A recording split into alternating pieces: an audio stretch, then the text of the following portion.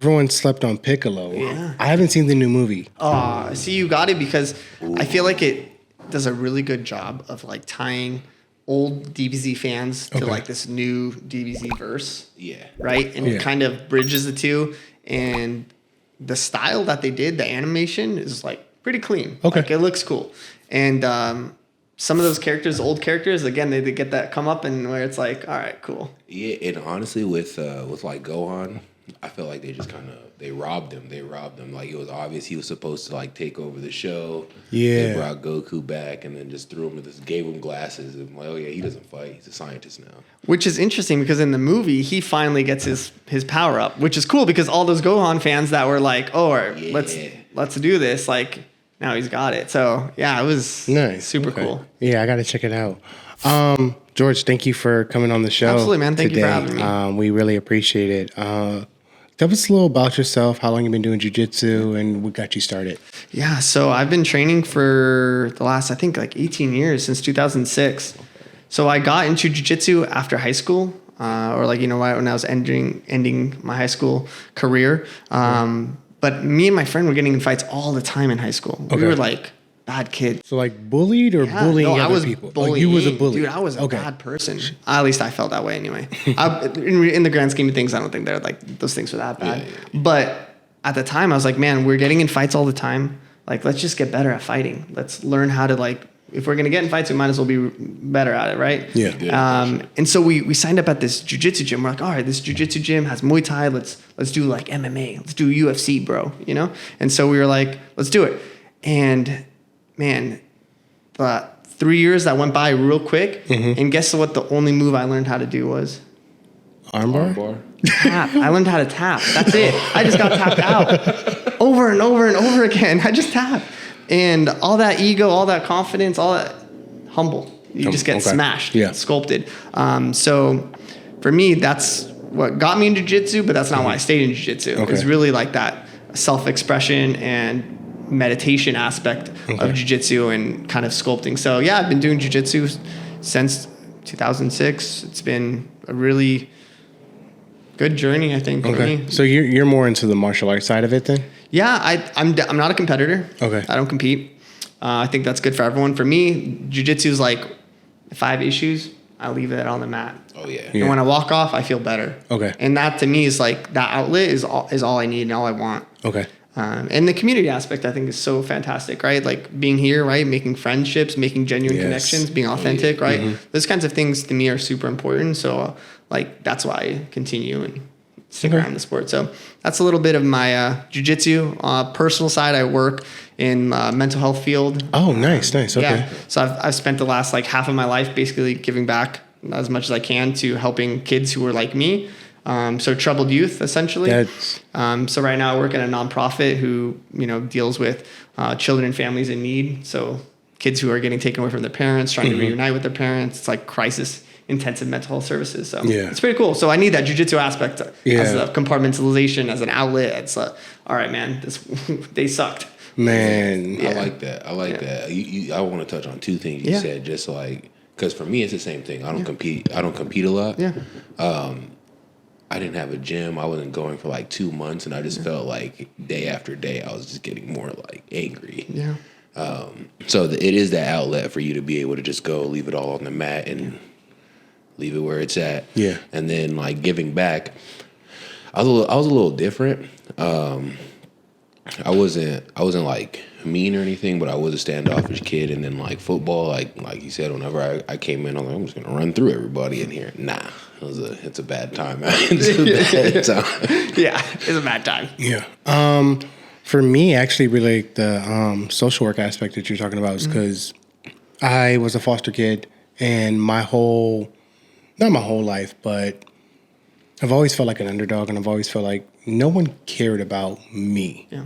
And that's with parents, and that's with family structures, and still feeling like no one cared about me. And they're always looking for, I guess, a hero. It's like, who's going to invest in me? Who's going to care about me? So I like that you're doing that for other people. Yeah, and that's what I wish I had. Because I don't think I would have gone down the same path if I had some of those figures in my life. Now, I have had really great mentors, and they've been at pivotal points in my life where I needed them and I like really had someone, but I definitely would have taken maybe less time to get on this path that I'm in, this like, I feel like this better path if I had someone earlier. So like for me, all I'm looking to do is try to be like that person to like one person. Right. Yeah. And, if I can again help people along their journey, that's why I like teaching. Yeah. You know, in jiu-jitsu and then off the mat, I try to be like a teacher and like as at least a role model in my authentic life, right? Yeah. Then I can pay it forward, and that's like all I'm good with. Okay, dope. So I haven't told DJ this. So huge anime fan. It will the piccolo shoes, man. I put two and two together. Kind of tip off a little bit. Yeah, you gotta know some anime to even pick up that those are piccolo shoes. Oh yeah. As soon as I seen the little orange like stripes on the side, I was like, yeah. I know where that's from. Yeah, that's awesome. So are you watching like a lot of animes like right now? So I watched a bunch. Right, I went through a phase of like just like anything and everything, I would watch it. And now I feel like everything's so predictable that it takes a lot for me to want to like invest in a show. Like, you know, when something becomes like too mainstream, it's like, it's kind of boring. Like Attack on Titan, everyone's on an Attack on Titan kick, right? I think Attack on Titan is great, but is it the best thing since sliced bread? No, right? It's good. I have my issues with Attack on Titan just because like I felt like it started off really good. And then it got to that last season, part 1 through 27, and I'm like, nah, I'm not just investing my time and effort, and like it's a money grab. Yeah. So that they lost me. Yeah, and it's cool. Like Demon Slayer, I love Demon Slayer. Like I'm a huge Demon Slayer fan, right?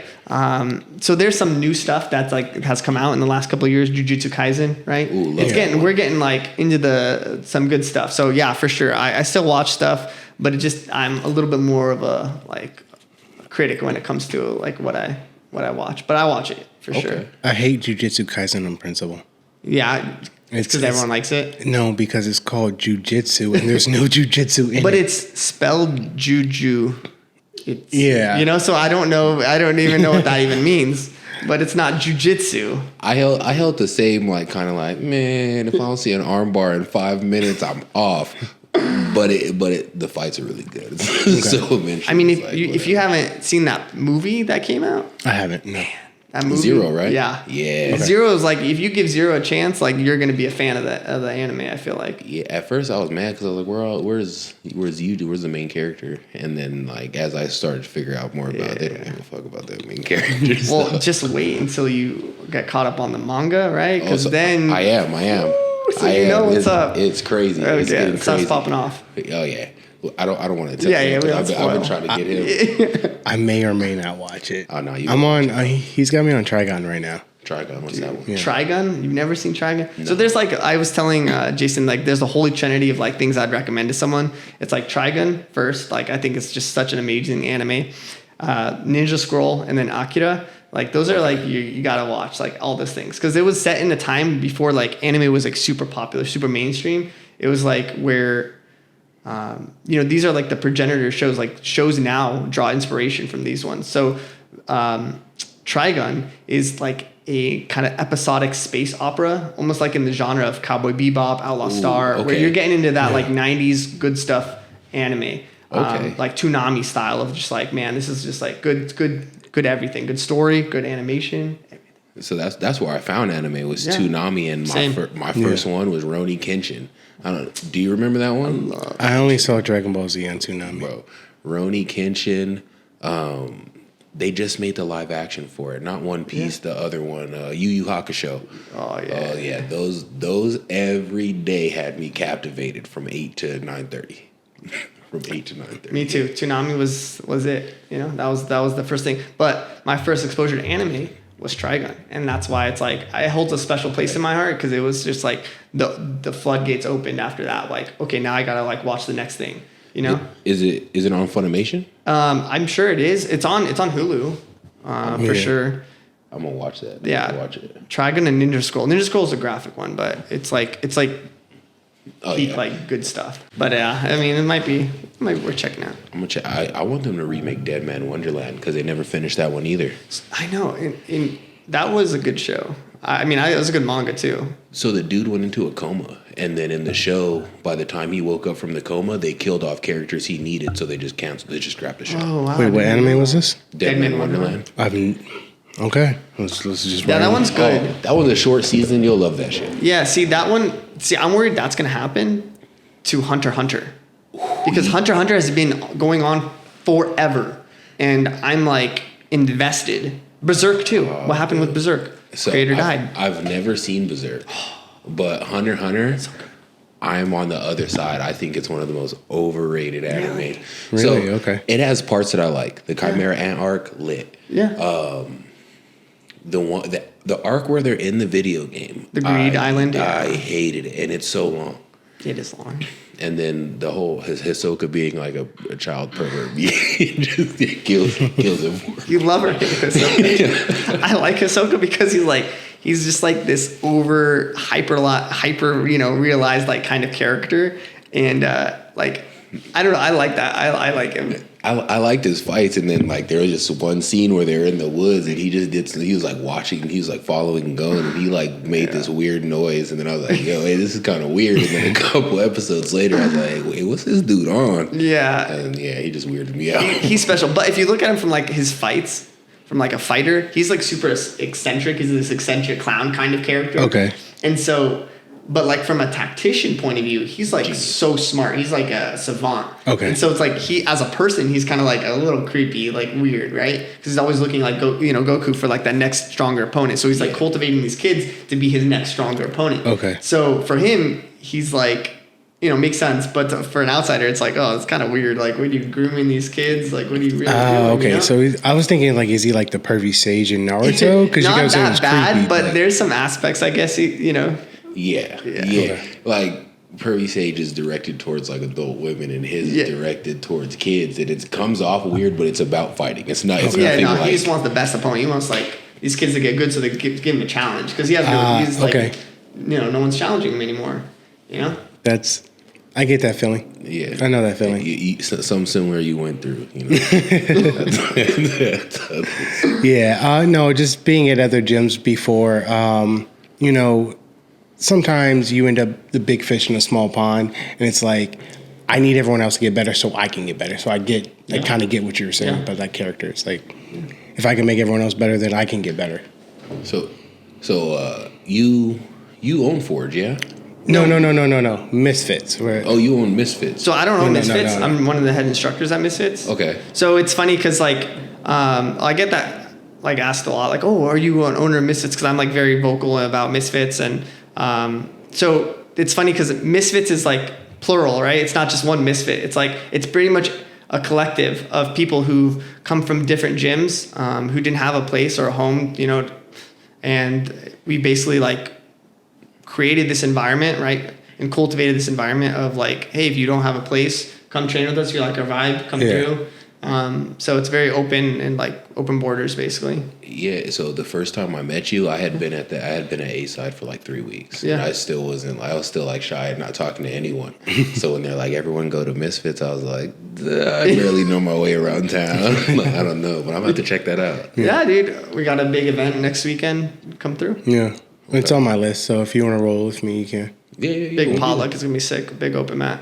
Okay, yeah, I'll be there. You know we love our food. It's gonna be good. Jimmy cooks. I love food, but I'm trying to, get back into that competition shape before me and my lady got together. So I'm trying to like taper back. But it's fair. Just gotta add more gym days. Yeah. I got a question for you, and then this wasn't on our list, but it's about injuries. You've been doing this over 20 years. Have you had any major injuries? How do you keep yourself from getting injured? Things like that. I've had a few. So I'd say back in the day, people weren't doing a lot of leg locks. We had a guy who came through to our gym, who like knew some leg locks and was really interested in leg locks. And so we didn't know anything. We never trained them. We didn't know, what a basic ankle lock looked like. A toe hold was like super foreign. A heel hook was like, mind blowing, right? So this individual would train, and he would, utilize these leg locks, but there was no restraint. There was just like, I'm going to take it and I'm going to rip it. Yeah. And so I've gotten my ankles like pretty badly hurt because I didn't really have opportunities to even tap. Okay. Same with these toe holds, right? Like you really, if you've ever had a toe hold apply to you, you don't know what the breaking pressure is until it's really too late. Yeah. So I've had my knees hurt a little bit, had my ankles hurt a little bit. And then the same individual decided to get me in the truck. I don't know if you guys are familiar with that position. Yes. Going from half guard, kind of you dive over your shoulder, roll around to take the back? Right, yeah. Or from turtle, where you have one hook in, you roll over, you pull them over to the side. Okay. But basically your legs are in the air, kind of like here. Yeah. And this person like basically pulled my leg and then double stomped and ripped my groin. Oh. So I was out for a while with that. So those are my main biggest injuries. And then a few years ago, I had a guy land on my finger and basically jammed it where I couldn't make a fist for like 2 years. And I was a huge like prolific spider guard lasso player. Yeah. And I couldn't play my game at all. So I had to like change my entire game. But those are like the main injuries. So how do I prevent getting injured at this point? And what I attempted to do is I play very reactive, like proactive kind of guard. Okay. I don't let my face get smashed. I don't let people like just put huge amounts of pressure on me. I'm always trying to like move and move intelligently. And I think that prevents like so many injuries. Okay. And then also the game that I currently play, which is a lot of like lapel work and lapel guards. It's so nice because I can like slow the pace down and that prevents injuries for me. Okay. Because, you come in, someone has D1 wrestling experience or whatever, or they're a bigger, stronger guy and they come at you with a huge intensity. It's like, do I want to match that intensity or do I want to bring the intensity down? For me, it's always been bringing the intensity back down. Okay. And then now it's like a technique game. And then I don't get hurt. Okay. And I like that. Oh, that's awesome. So, like from what I'm understanding, jiu-jitsu's brought a lot of evolution for you. Just kind of the humbling aspect of it. And then like I know a lot of people who have had to abandon spider guard because of like a similar injury. Yeah. Was that like a difficult process for you, or whenever it happened, were you just ready to accept it and just moved on? So I don't do a lot of regrets in life. I actually don't feel like I regret anything. Okay. I mean, I've had things where, I wish played out differently, but I like don't regret something. So it's like, I don't spend a whole lot of time dwelling on what could have been or what should have been. It's like I just move on. So for me, I've always played a lot of like lapel guards, like Keenan Cornelius, huge inspiration. Okay. Does a lot of like lapel guards, worms, squid, those things. When those were first being created, like I was trying to play them, but my professor would always be like, "Hey, you need to go back to your fundamentals." And I was like, "All right, but I like this fancy stuff. What about the Berimbolo? Have you heard of that?" And he's like, "No. What about the knee slice, like go back." And so for me, it's like this was an opportunity as soon as I got my black belt, and he said, "Hey, like you can do whatever you want." I was like, "All right, cool." So I used it as a springboard to now like, okay, I can't play spider. It's my bread and butter. I can't play lasso. All right, so let's try this lapel work that I picked up years ago, and I got to develop that. So now it's like been on that journey for a while. That's pretty cool. Have you ever gone to Legion? Yeah. I've been actually not to Legion directly, but I've gotten to train with Keenan before at Six Blades. I went to a seminar, but one of my goals is a big open mat event to go down to Legion, like take a big crew, and we're gonna go through. That's what I want to do. Yeah. So I trained with Keenan. I had a short stint at Legion. I trained with Keenan, and like whenever I first got into jiu-jitsu, it was like 2016, 2017. So he was still big, and I'd only see him on TV, and I was like, he's a normal sized guy. Yeah. No. He's tall. He's like 6'8", 6'7". Dude. He's huge. He's huge. And he had me like folded in a cradle with my lapel. And like from that day forward, the respect for him was just like so high. Yeah. That whole squad down there, there's another black belt at Legion. Super tiny dude. Mm-hmm. Every time I seen him, I shook in my boot. He has like a really hard last name, Bravowski or something like that. Yeah, I know who you're talking about. Yeah, terrifying. Terrifying. Well, I got to get down there now. I've only been there once for a seminar, a Nicky Rod seminar. That's the only time I've been down there. So, but never really experienced Legion other than that. Those guys are killers, bro. I did want to ask you about your jiu-jitsu philosophy. What is that, and how do you go about approaching that in your everyday teaching formats? Yeah. So for me, the closest thing I have to a philosophy, I think, is like be better than the day, the previous day. Mm-hmm. And for me, that kind of goes into jiu-jitsu, like how I teach. Okay. Because like I'm always trying to scaffold or build like a good foundation for people, and then I layer on top. So for me, it's super important that we're always trying to just be better than we started. Okay. And a lot of times that develops confidence a lot easier. People like are a little bit more receptive to new things, uncomfortable things, if you kind of give them the foundation to do so. So for me, it's always like, again, being better than you were before. Okay. And then there's this other concept of like iron sharpening iron, which is like super important to me, where it's like you come into life, but let's say on the mats as like this like, chunk of iron, and you really get kind of shaped through, repetition and practice with someone else. And it really kind of allows you to sculpt who you want to be, not only in your game, but in your outside life too. So I incorporate that in my training as well. It's like,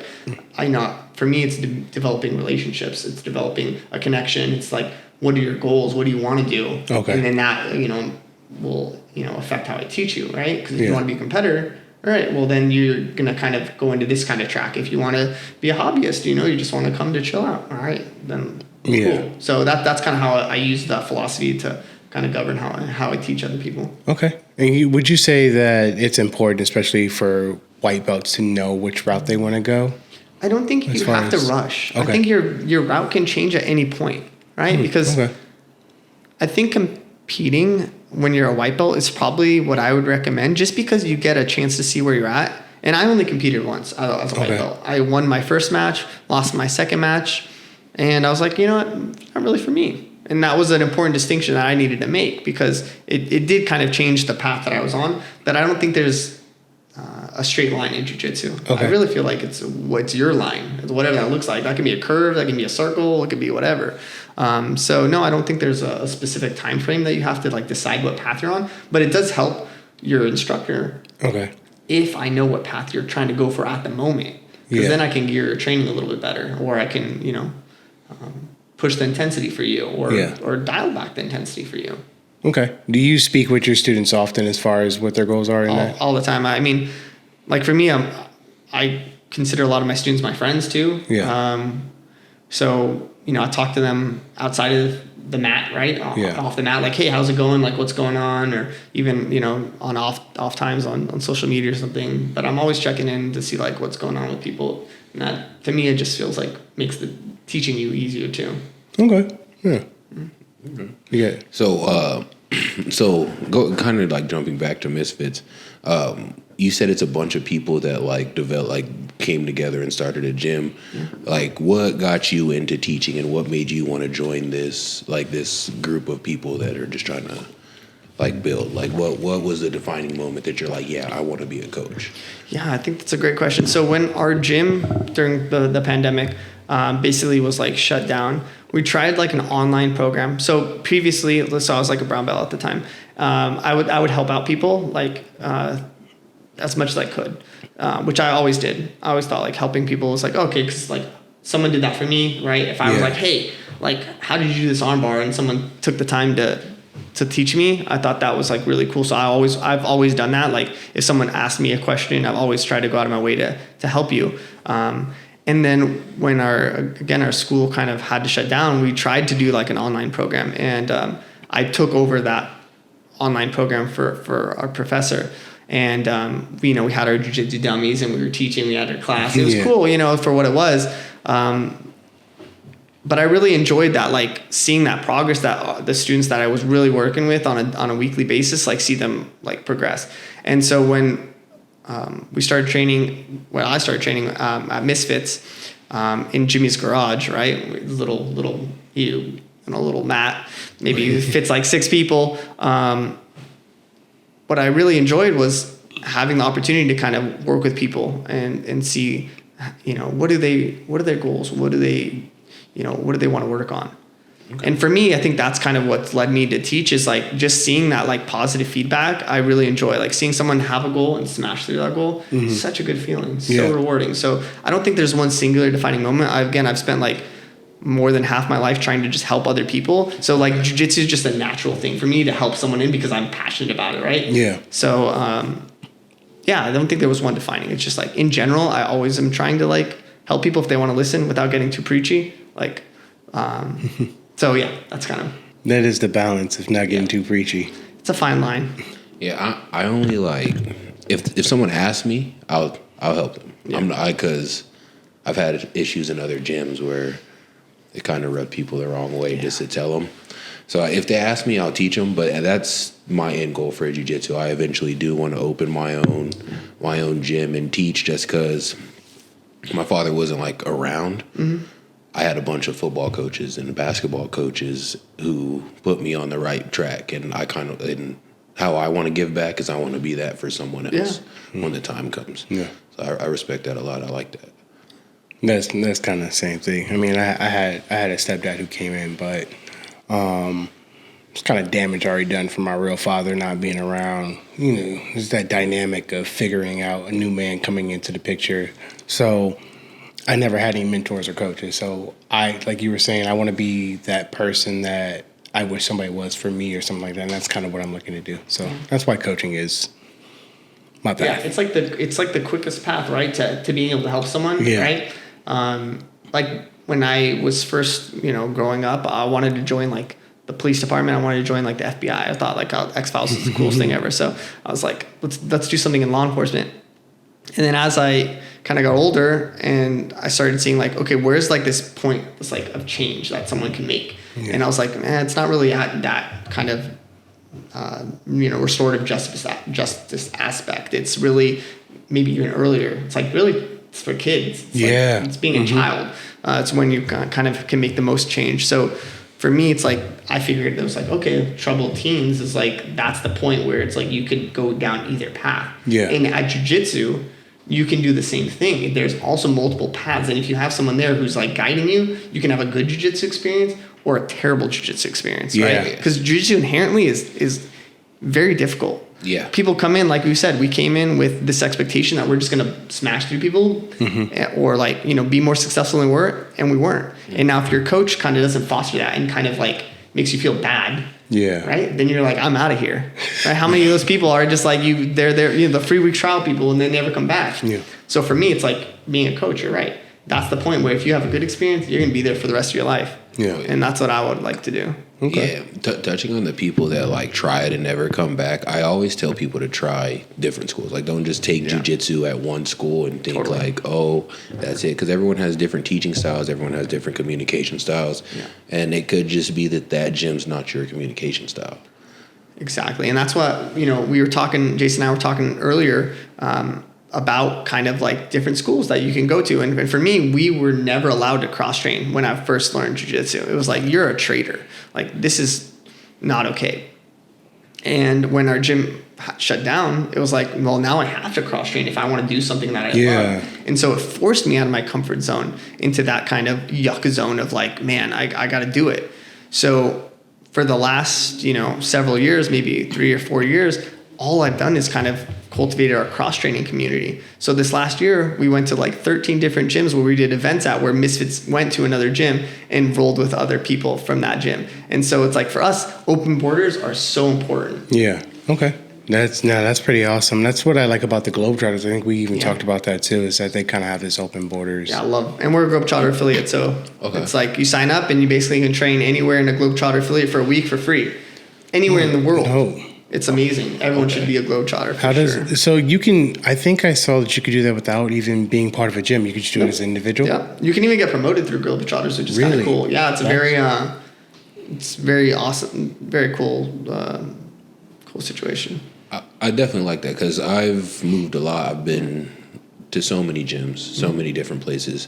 I have my home gym back in my hometown. I do eventually, like, no matter where I'm at, when the time comes, if I'm lucky enough to get my black belt, I'd like it to be through them. But I feel like the progression is something that I've had to sacrifice in order to learn these different techniques and go to different gyms, and so that's a cool thing to offer because a lot of people do like gym hopping. And that's also kind of, we were talking about the gym, and I was saying like I knew that by leaving the gym I was at, that my progression in jiu-jitsu was definitely going to slow down. I knew it was already going to slow down based upon what had already happened, but I knew leaving, it's like, oh, well, I don't know when I'm getting promoted now. It's just going to be whenever it happens. So it is nice to hear that there's something like Globetrotters out there for someone like me who does do contract work and travel, that there's hopefully a chance to get promoted sometime. Yeah, absolutely. I mean, they have a process. I think it even says that on their kind of website of like what it looks like to go through. But I mean, it is an option. And I think it's important for people to have that kind of option. Because that's what, like, jiu-jitsu for me, like you're saying, like you can go to any school, try different communication styles, different coaching. Like that's so important because like at Misfits, we're a collective. We have a lot of different black belts, totally different styles, totally different games. But you can learn from each of us something entirely different and be exposed to something that you normally wouldn't be exposed to. And I think that alone is so powerful. And that's another reason why I just love our, community so much, is because like it's taken me, let's say 18 years to learn, this kind of style, this move or whatever it is. Yeah. But if I taught it to you, man, doesn't it save you 18 years of your life that you didn't have to worry about? Like how nice is that? Yes. Right? And so if every person does that, that's like that shortcut to your progression. Yeah. It's insane. What's really cool about Misfits is he's at Henzo's right now. Yeah.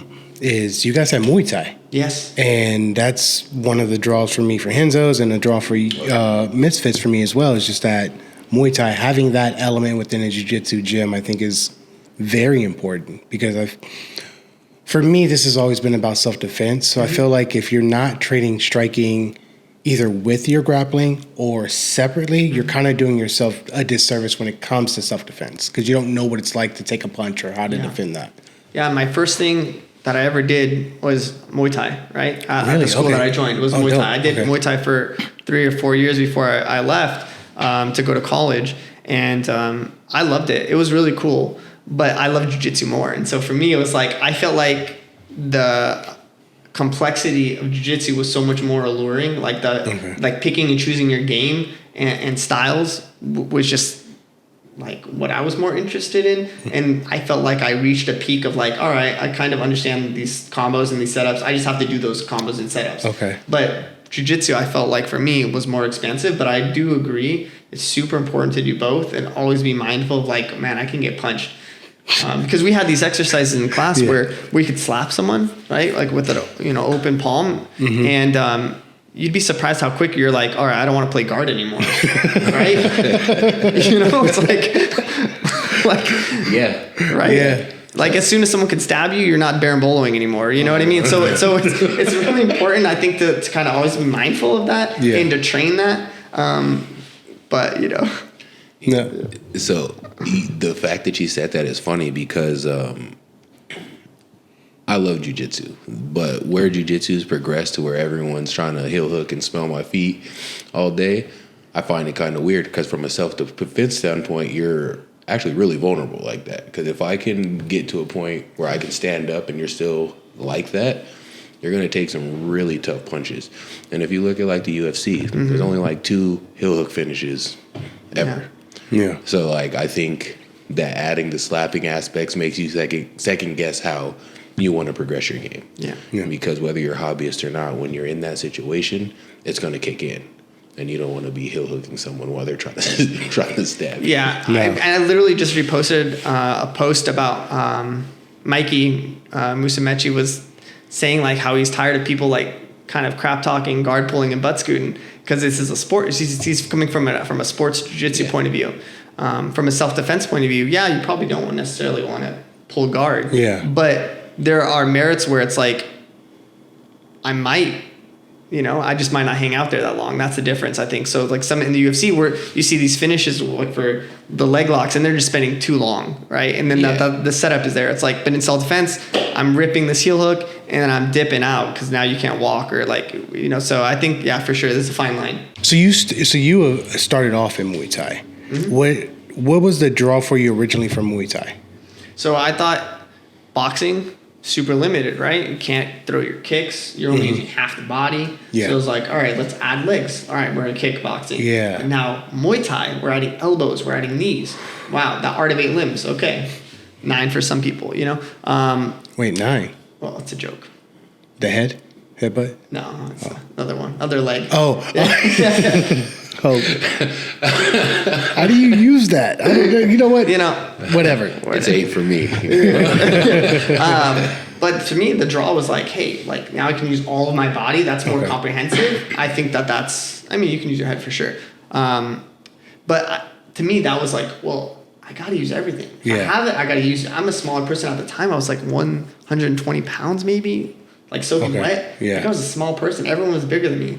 Like if I didn't use my legs and I only relied on punching, I'm limited. Yeah. So for me, it was like I started with that because I thought that would give me the most comprehensive base. And then the jiu-jitsu aspect is like, all right, now all these fights go to the ground. That was my experience anyway. So let's get better with that. So to me, it was like those two really give you this foundation of like, all right, I feel confident on my feet. I feel confident if I went to the ground. I feel like I can protect myself in the situation. I carry myself with a little bit more confidence. Okay. Do you do any other sort of martial arts cross training within your jiu-jitsu and Muay Thai, or is it just Muay Thai and jiu-jitsu? So I only did Muay Thai for those like 4 years, and then I kind of left it. I was like, all right. So you're not doing it right now? I'm currently not doing any Muay Thai, although I should, because the cardio aspect of it is just amazing.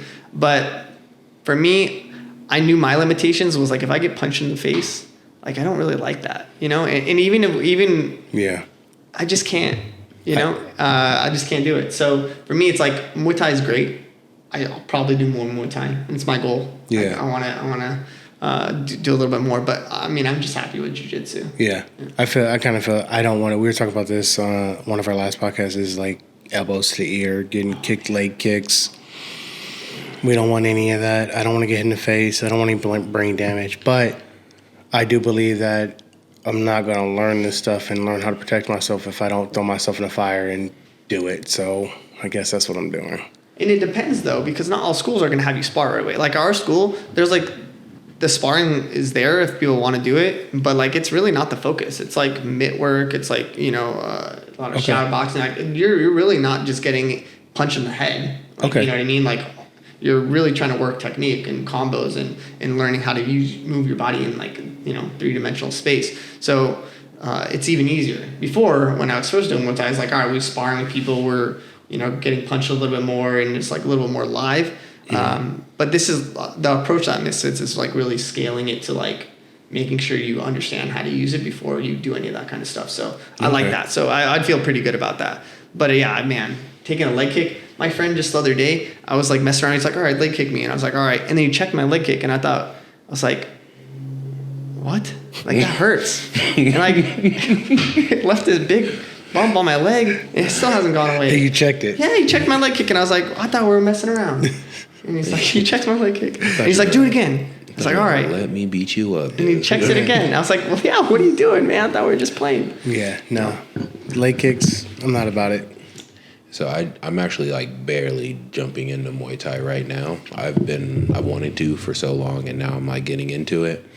I've been leg kicked once, didn't like it, but I've always been kind of like a Neanderthal, for lack of a better word. I liked football because I got to hit people, and people got like, it was just fun to me. Yeah. And like Muay Thai, I think is going to be like that second coming of that because I've like missed that aspect. But fuck, I'm so scared. That's why you got to learn the clench, man. That's the thing. Is like once you're like a master of the clench, like that stuff to me, like number one translates a lot into my jiu-jitsu. Like how that clench work, I still use that clench, but it like mitigates a lot of these like things, leg kicks for instance, or head kicks, right? If you're close. So I like dirty boxing. I like that closing the distance. I want to get in your face, and that style, like I think translates well in jiu-jitsu, but it's also good self-defense and also saves me from getting hurt. Injury prevention, right? Yeah, exactly. I want to bring this back to anime. Yeah. We talked about Trigon. I know that's your favorite anime. Yeah. Are there any lessons, before I do that, what is he Vash the Stampede? Like, I don't, is that what this is? Mm-hmm. Okay. It's just the big mystery, and I imagine it'll be revealed in the next 10 episodes. But yeah, not even.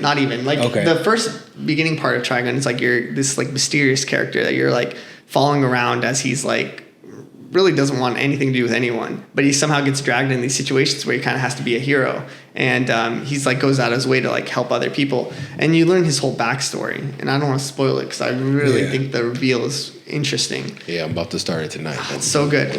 But you basically learn, not spoiling, but you learn that Vash has committed some not so great things in the past and has like a very kind of troubled past.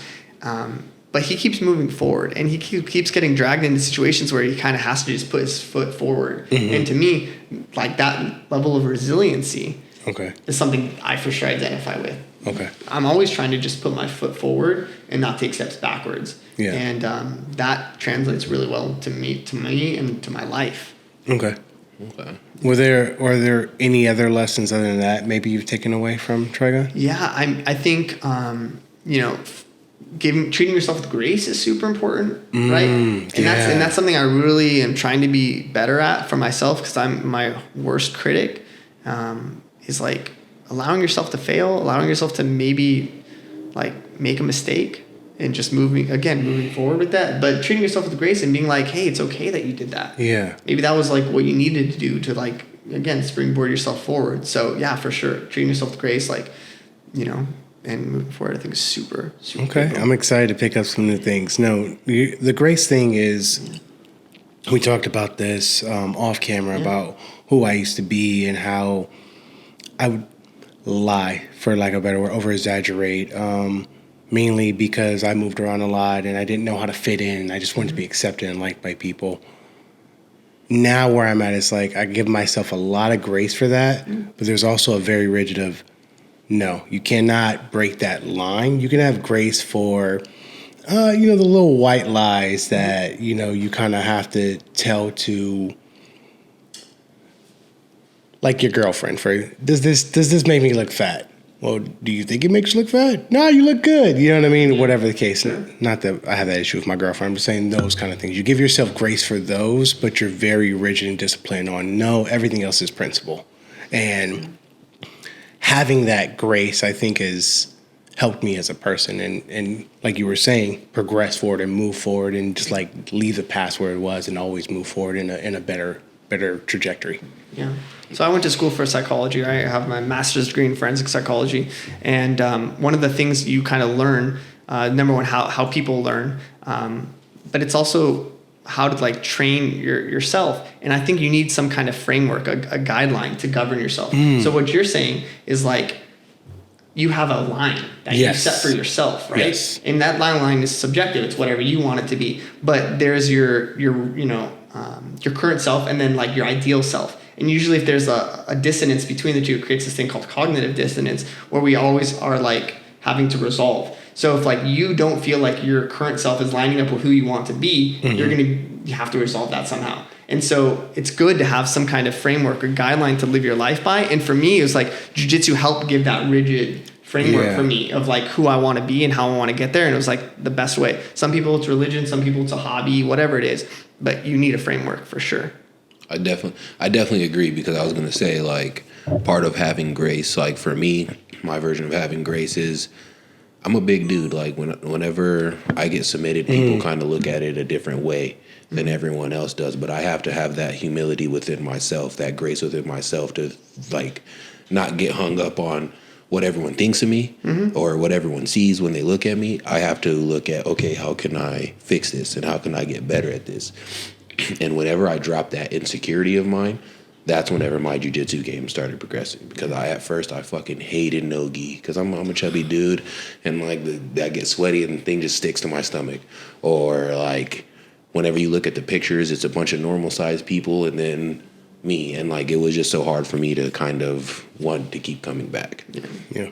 Going back to your teaching, how do you go about, is there a framework that Misfits has for the curriculum for the week or the month, or do you get to create that yourself? Because you're talking, there's a lot of black belts. How does that work in your gym? Yeah, so for our gym, we get like a theme of the month or like a move of the month, a position of the month, really.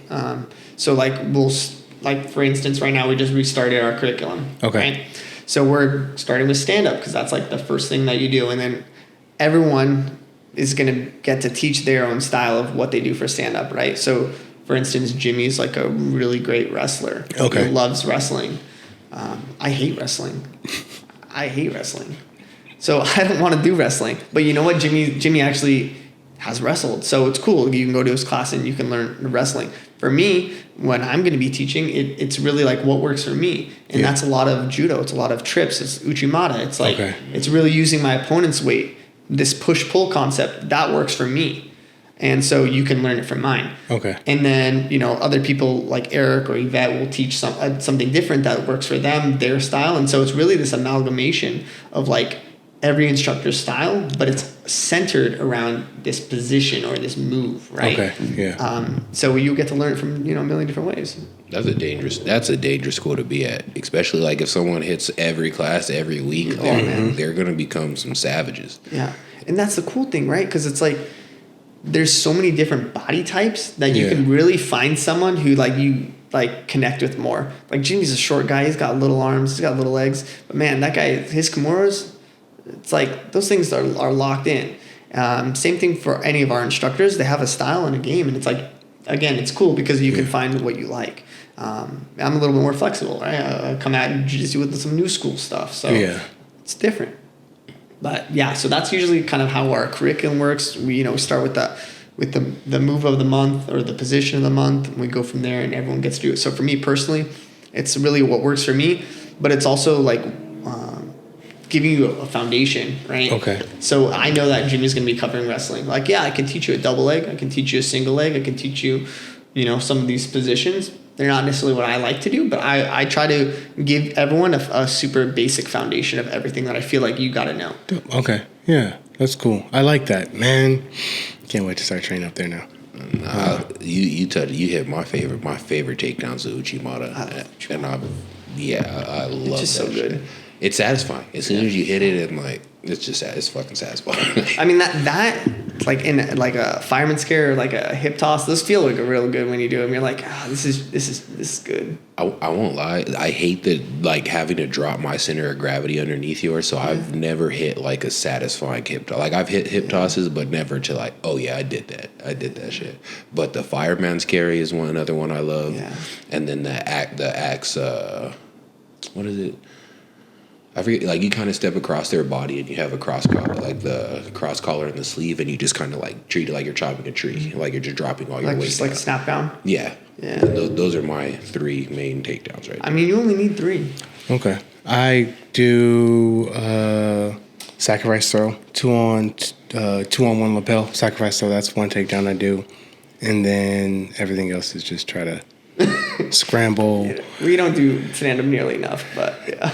I don't think any like jiu-jitsu practitioner does. Like I think they find their one that they like, and then they're like, that was exhausting. So to the ground. Let's start from the ground. My professor who gave me my black belt, Tappin Lee, he is an amazing like judo practitioner, and he has this like 6-move series where it's like all from this like lock, this like body like headlock, and it's like the most intuitive series I've ever done. Mm-hmm. So you guys should come through and learn it, because it's like teaches you the basics of judo without like going through all the judo-ness, right? Yeah. Some of that stuff's super important, but like you have to learn like in small baby steps. And again, that's another one of like this teaching methodology that I have, is this like intentionality and like this building of behavior, and that comes from like the psychology aspect of successful approximations, where it's like you have a goal,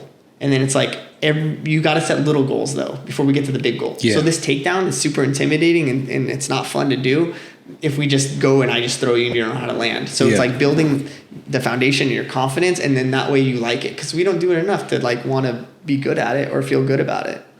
Yeah, well, so I took a liking because my grandfather got his black belt in judo, and I took a liking to it immediately.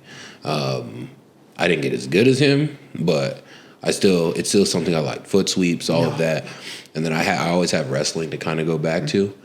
But I don't know. I just like it because of the satisfaction, the finesse of it all. And like you said, it, like whenever you learn how to do it with like steps, like, okay, first you need to get your entry, like whether it's you coming forward or you pulling them, whatever is more comfortable for you. So I got to check that class out, man. Is that professor at Misfits with you as well? Yeah, he comes through. He has his own program. He works for LAPD in the Hollywood division. He works for like the Hollywood Pals. Okay. And it's super cool. But he's like also helping kids, you know. So it's all about the kids for me, man. Yeah.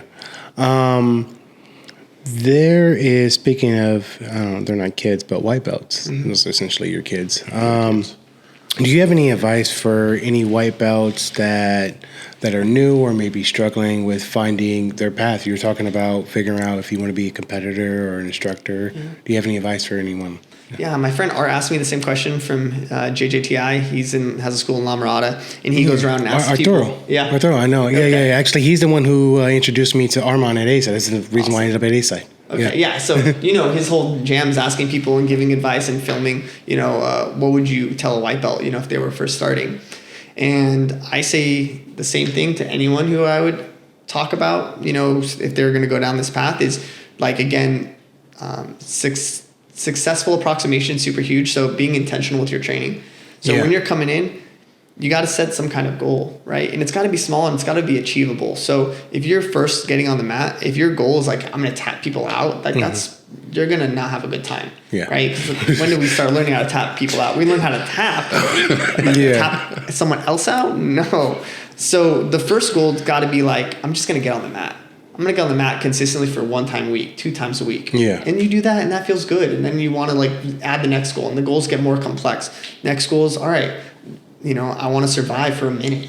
Yeah. Right. And it's like, so for me, it's like, that's what I would tell a white belt. Like, be really intentional about what you want. Set those small goals so you can actually achieve them and then feel good about those things. So then you want to come back. Okay. And then the other thing I would say is try to leave your ego kind of at the mat and just like be open to the process, because so many times we get people who come in and they bring their baggage, and then it's like it stops their jiu-jitsu because then they're not getting better. Yeah. And then if you're not getting better, then you don't want to do it.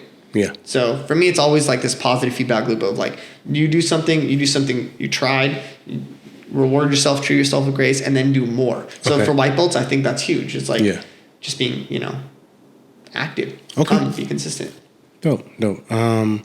Then I kind of, do you have one more question? Do you have a question? Because I have one final question, so that's why I'm asking. I have like a dorky question, bro, honestly. Back to anime. So like, I don't know about the rest of you guys, but like whenever I'm competing, I have an anime character that in my mind, like I embody, like I'm here to fuck you up, like this character.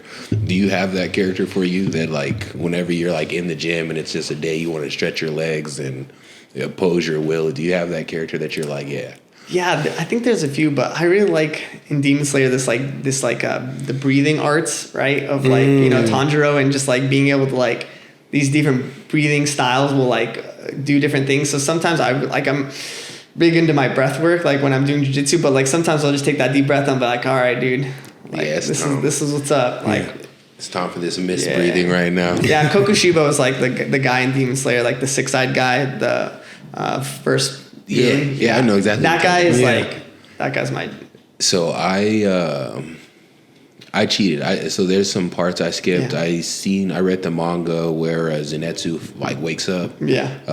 I didn't read that fight because I just kind of want to see it animated. Oh, it's so gonna be great. But I can't wait. I can't wait for it. That's my jam. So I'll embody that guy, dude. Okay. Wait, who is your character? We haven't even had this conversation. Who's yours? I have 2 right now. I love villains. I don't know what's wrong with me. I always have Madara Uchiha, and right now I've been feeling a lot. I've been digging Sukuna from JJK just because he's such a dick, bro. Dude, Sukuna, it's good stuff.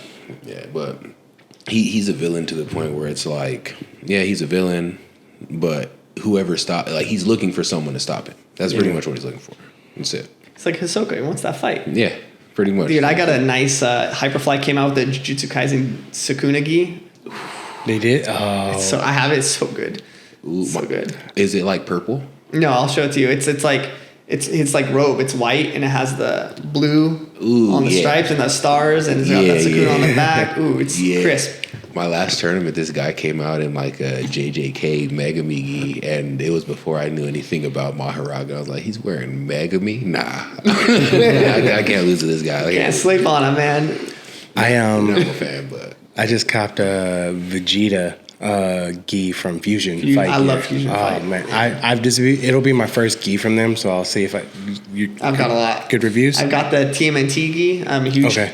Ninja Turtle fan. Their TMNT gis is fire. I love it. And I have the Dragon Ball Z, 2 of them. I have the orange one. Okay, yeah. And then I have the original one that they made. So yeah, they're Nice. good stuff. This wasn't on the list, but I'm gonna ask this now since we're talking about gis and gear. Like, do you have this top 5 gi brands? Yeah. Okay.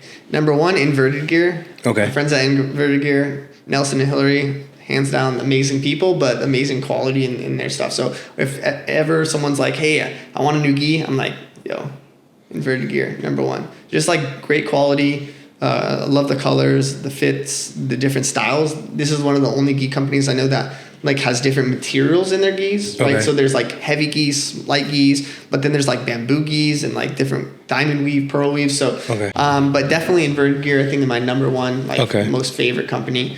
I love Fusion Fight. Okay.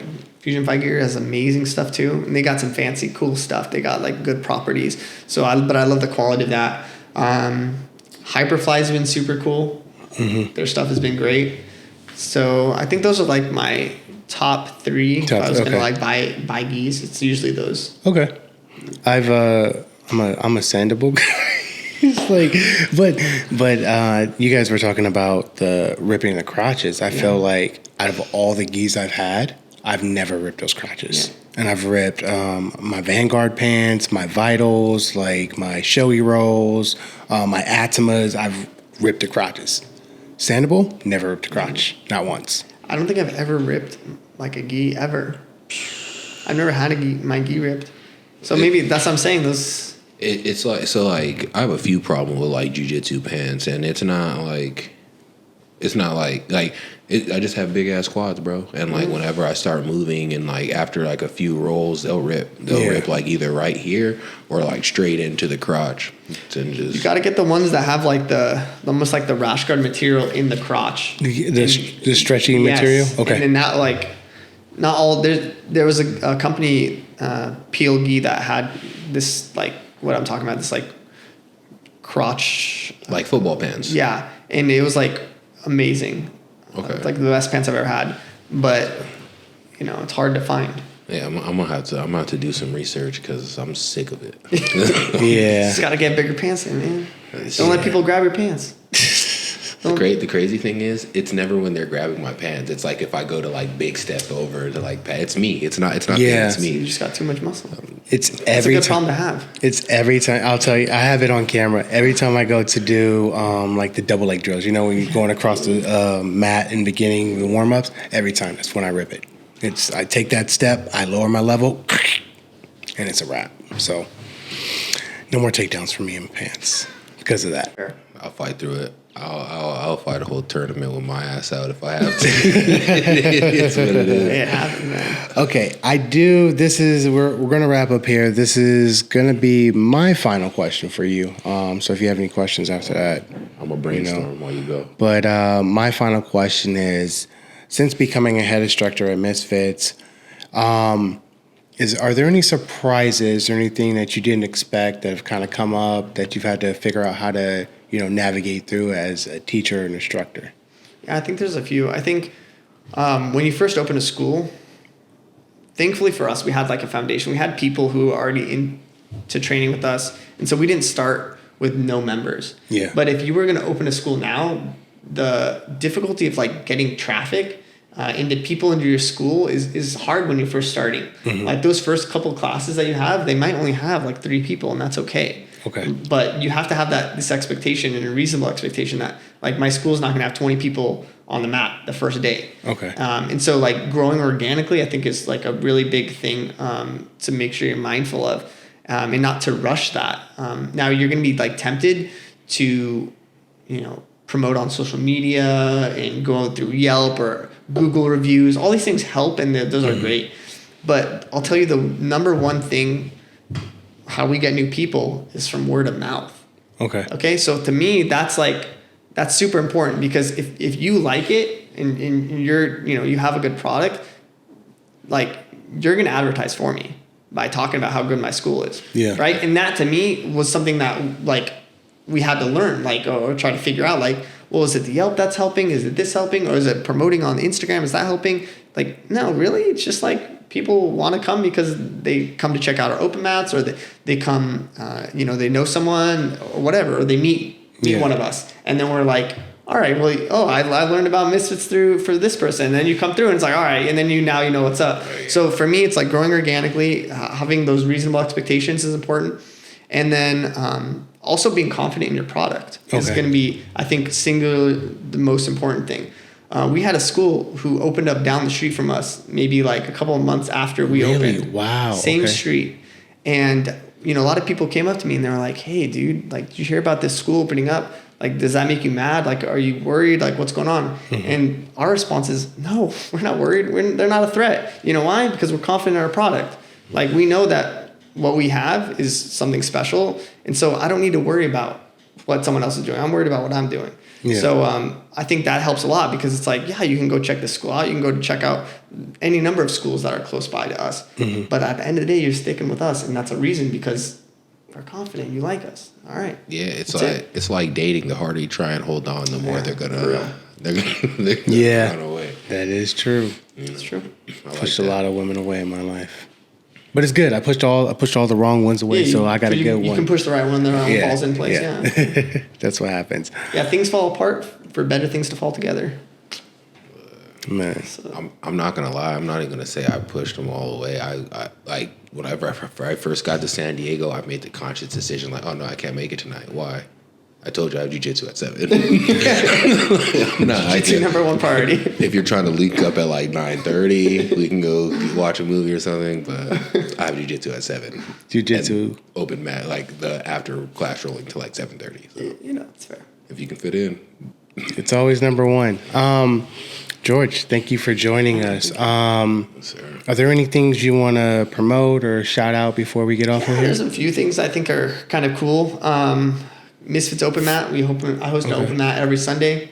Yeah, 10 to 12. Scope us out on Instagram, Misfits Club, BJJ. We post all of our schedules, all of our events. Again, the biggest thing for me is developing this like cross-train community. So last year, we went to like 13 different places, and then we had even more come to our gym. So I'm always looking to go network with other schools. So we do like field trips, like at least once a month, where we're going to go to another school and learn their styles, hang out with those people.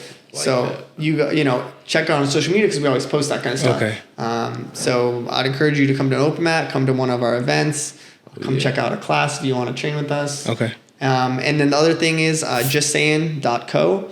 That's my anime sponsorship. They make the amazing rash guards and spats.